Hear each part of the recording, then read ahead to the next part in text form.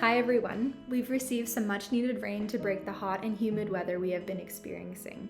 Our Warm Water Protocol Committee meets often to review the weather conditions, and with this recent rain and hopefully 2 consecutive days of lower temperatures, some of the angling restrictions on the Miramichi River can be lifted. We know when anglers are out enjoying the river, poaching also decreases. We appreciate your eyes and ears on the river to protect our salmon. To stay up to date on angling restrictions and river conditions, visit MSA's website and social media channels. Top of mind for many of us is preserving the Miramichi River watershed and its native species for generations to come. This includes addressing the invasive and spreading smallmouth bass. Sometimes I'm guilty of being so immersed in a project that I forget others aren't involved to the same degree, so I want to take the time to clarify a few important points about the proposed and approved smallmouth bass eradication project on the Miramichi. We are targeting invasive smallmouth bass, which are not native to the Miramichi. We are not targeting and we will not impact striped bass, which are native to the Miramichi. We love that people are enjoying the popular recreational striped bass fishery on the Miramichi because it's a great way to connect people to the water.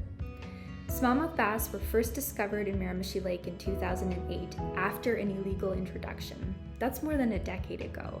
Since 2008, conservation organizations, including the Miramichi Salmon Association, have evaluated, tried, and exhausted many other options.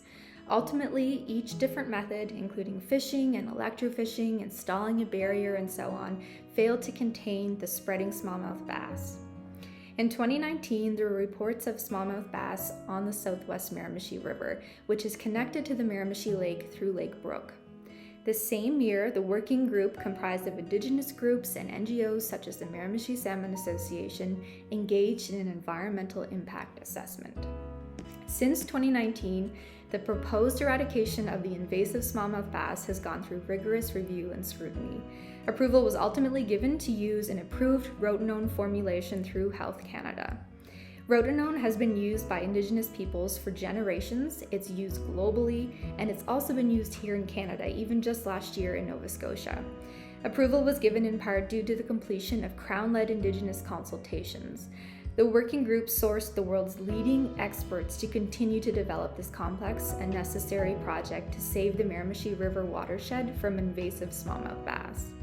We sourced the necessary equipment and volunteers, and we spent many weeks in the field preparing, including conducting fish rescue, installing a protection fence, and undergoing training.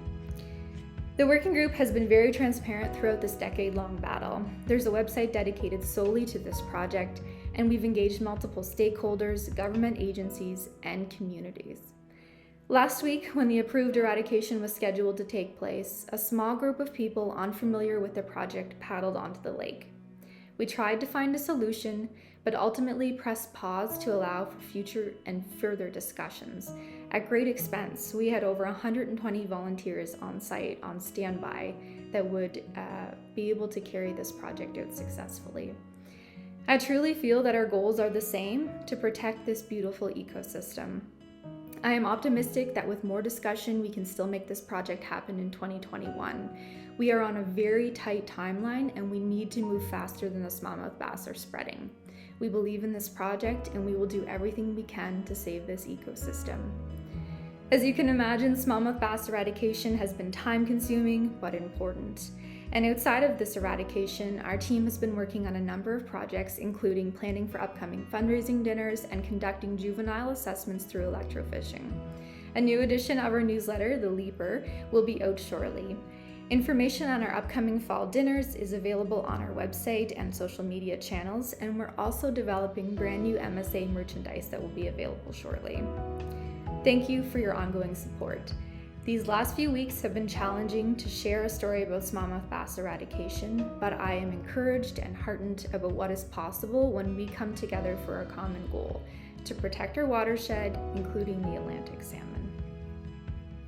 To learn more about the Miramichi Salmon Association, visit our website for updates from the field, upcoming events, and more information about who we are and what we do. You can find this all at miramichisalmon.ca, or you can visit us on our social media channels, including Facebook, Instagram, Twitter, and YouTube. We have timely updates through all of our social media pages so you can stay in the loop with all the work we're doing to conserve Atlantic salmon.